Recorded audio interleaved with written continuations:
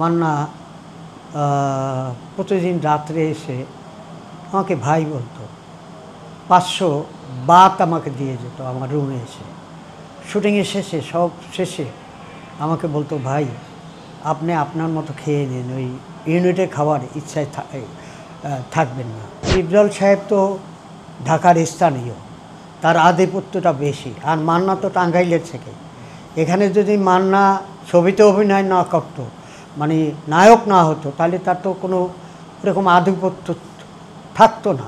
কিছুটা আধিপত্য হয়েছিল শিল্পী হিসাবে, কিন্তু একেবারে বংশীয় আধিপত্য বা বংশীয় যে একটা ঐতিহ্যবাহী ছেলে, সেটা ডিপজলরাই ছিল সত্যি কথা বলতে। সেই একটু রাগান্বিত বেশি হইতো। মান্না ভাইয়ের সাথে স্মৃতির কথা বলতে গেলে অনেকগুলোই আছে। তো তার মধ্যে আমরা একবার একটা ছবি, মান্না ভাই, এই ছবিটা করতে আমরা থাইল্যান্ডের গিয়েছিলাম পাতায়াতে। তো ওখানে যাওয়ার পর ওখানে ওই বাবুর্চিটা খাওয়া দাওয়া ঠিক মতো অ্যারেঞ্জমেন্ট করতে পারত না। নুরু নামে এক বাবুর্চি ছিল, সে আপনার ওই বাজার করতে পারতো না, এই সময় খাবার ও সময় দিত, সে সেট আপ হইতে পারছিল না। তখন মান্না প্রতিদিন রাত্রে এসে আমাকে ভাই বলতো। 500 বাত আমাকে দিয়ে যেত আমার রুমে এসে। শুটিংয়ের শেষে সব শেষে আমাকে বলতো, ভাই আপনি আপনার মতো খেয়ে নিন, ওই ইউনিটে খাওয়ার ইচ্ছায় থাকবেন না।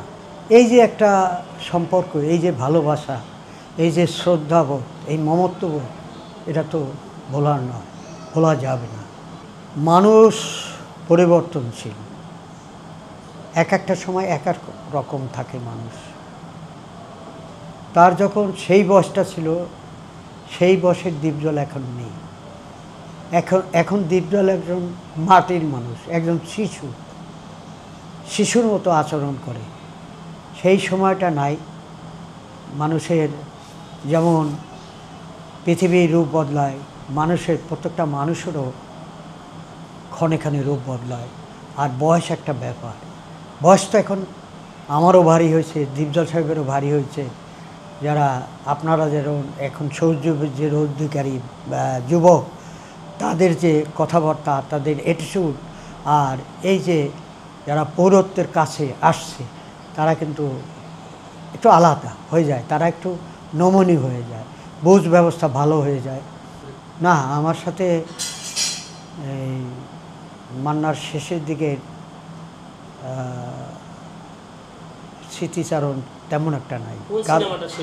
না, আমিও বলি যে আমি একটা হায়ার পোস্টে চলে গেছিলাম, অডিট অফিসার। সেখানে আমাকে তখন ওই যে বলি পরিস্থিতি একটু আলাদা হয়ে গেছিলো আমার ডিপার্টমেন্টেও। তারা আমাকে ওই রকম সুযোগ দিতে চাইছিল না। অডিট অফিসার বাইরে ট্যুর করতে হতো, বিভিন্ন জেলায় যেতে হতো, বিভিন্ন সেক্টরগুলো দেখতে হতো। তো আমি একটু চলচ্চিত্র থেকে তখন দূরে ছিলাম। কিন্তু আমি যখন শুনেছি সে চলে গেছে, তখন আমি এফডিসিতে ছুটে এসেছি। কিন্তু এফডিসিতে আমি ঢুকতে পারি না। আমাকে মানুষজন আমার জামা কাপড় ছিঁড়ে ফেলছে, আমার মানি ব্যাগ, একটা ঘড়ি, হাতের একটা আংটি সব নিয়ে গেছে। মানে গেটের সামনে এমন একটা ভিড় ছিল, এর মধ্যে যারা দুষ্কৃতিকারী ছিল তারা এই সুযোগটা নিয়েছে।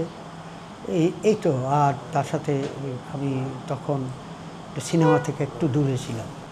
না, মানুষের আবেগটা বেশি ছিল, আবেগে মানুষ অনেক কিছু করে বলে।